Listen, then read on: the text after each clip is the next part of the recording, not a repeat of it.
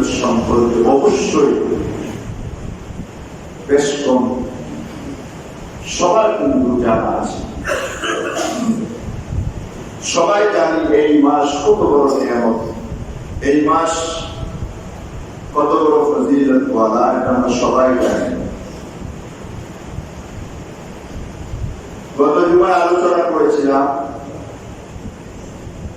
এই মাসে যদি কোনো মানুষ গুনাহ করে,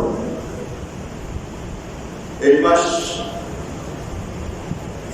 এই পবিত্র রমাদান মোবারকে যদি কোনো মানুষ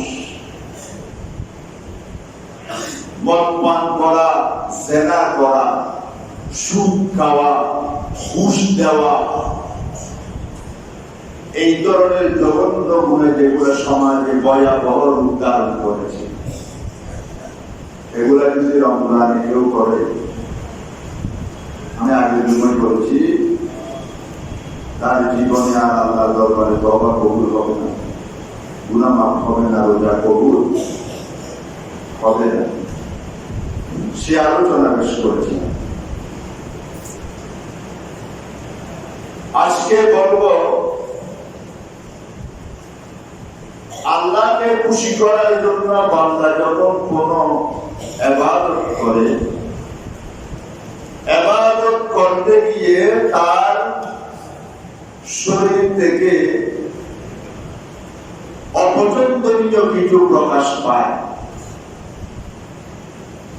যেমন আমরা জানি মুখের দুর্গন্ধ নিয়ে নবীজি নামাজ আদায় করতে মানা করেছেন, সেজন্য বলেছেন তোমরা মিসওয়াক করে নামাজ আদায় করো, বলেছেন না? মিসওয়াক আদায় করতে হবে। কারণ কি, মানুষের মুখের দুর্গন্ধ এটা অসহ্য অসহনীয় একটা ব্যাপার। নবীজি মানা করেছেন মুখের দুর্গন্ধ নিয়ে তোমরা মসজিদে আসবে।